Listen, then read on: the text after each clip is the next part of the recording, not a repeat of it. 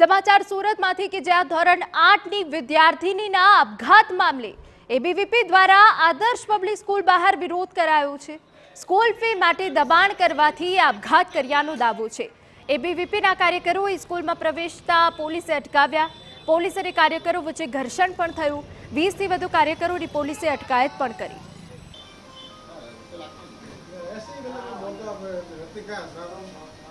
સુરતના ગોડાદરા વિસ્તારમાં આવેલી સ્કૂલની અંદર જે વિદ્યાર્થીને આપઘાત કર્યો છે ને તેને લઈને એબીવીપી તરફથી જે વિરોધ કરવામાં આવી રહ્યો છે સ્કૂલની બહાર, ત્યારે જોઈ શકાય છે પોલીસ અને એબીવીપીના વિદ્યાર્થીઓ વચ્ચે જે ઘર્ષણ છે તે જોવા મળી રહ્યું છે અને પોલીસ દ્વારા એબીવીપીના કાર્યકર્તાઓને જે અટકાયત છે તે કરવામાં આવી રહી છે। જે ઘર્ષણ થતું નજરે પડી રહી છે પોલીસ અને એબીવીપીના કાર્યકર્તાઓ દ્વારા જે છે ઘર્ષણના દ્રશ્યો છે તે અહીંયા સામે આવી રહ્યા છે, કારણ કે કસૂરવાર લોકોને સામે પગલાં ભરવા માટેની જે માંગ છે તે એબીવીપીના કાર્યકર્તાઓ દ્વારા જે કરવામાં આવી હતી। આ રીતે દબાવો છો તમે, જે પ્રકારે જે છોકરીને ન્યાયના બદલે તમે આવી દમનકારી નીતિ વાપરો છો। જોઈ શકાય છે કે પોલીસ અને એબીવીપીના કાર્યકર્તાઓ વચ્ચે જે દાદાગીરી થતી નજરે પડી રહી છે। અત્યારે એબીવીપીના વિદ્યાર્થીઓ જે સ્કૂલ ખાતે જે વિરોધ પ્રદર્શન કરી રહ્યા હતા સ્કૂલની અંદર પહોંચ્યા હતા।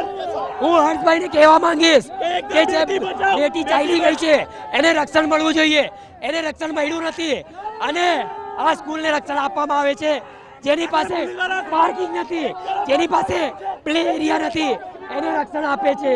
અને અમે આજે બેન ગોળાદરા વિસ્તારમાં જે આદર્શ પબ્લિક સ્કૂલ છે એમાં બેને જીવન ટૂંકાવી દીધું ફીસ માટે, તો એને ન્યાય મળવું જોઈએ, એના માટે આજે વિરોધ પ્રદર્શન થઈ રહ્યું હતું। જોઈ શકાય છે કે પોલીસે તમામ જે એબીવીપીના કાર્યકર્તાઓ છે તેમને અટકાયત કરી છે। સ્કૂલની અંદર જે પ્રવેશ કરવા માટે જે મથી રહ્યા હતા ને તે દરમિયાન પોલીસ અહીંયા પહોંચી હતી અને પોલીસે ચુસ્ત પોલીસ બંદોબસ્ત વચ્ચે આ લોકો સાહેબ અટકાયત કરવામાં આવી છે કાર્યકર્તાઓની। જે રીતે કાર્યકર્તાઓને સાહેબ શું કાર્યકર્તાઓને અટકાયત કરી? આ લોકો શાંતિપૂર્વક પ્રદર્શન કરી રહ્યા છે, પરંતુ હવે લોકો ઉત્સાહમાં આવીને સ્કૂલની અંદર એક સાથે ટોળું જોવાનો પ્રયત્ન કરે છે અને કાયદો હાથમાં લઈ રહ્યા છે। પોલીસે લોકોને ડિટેન કરી રહી છે। પોલીસે કેટલાક કાર્યકર્તાઓને જે ડિટેન કરવાની જે કામગીરી છે તે કરવામાં આવી છે। હવે જોવાનું કે જિલ્લા શિક્ષણ અધિકારી અને પોલીસ તરફથી આ સ્કૂલ સંચાલકો સામે કઈ રીતની કાર્યવાહી કરશે। કેમેરામેન સંજય ચંડલ સાથે બલદેવ સુથાર, TV9 સુરત।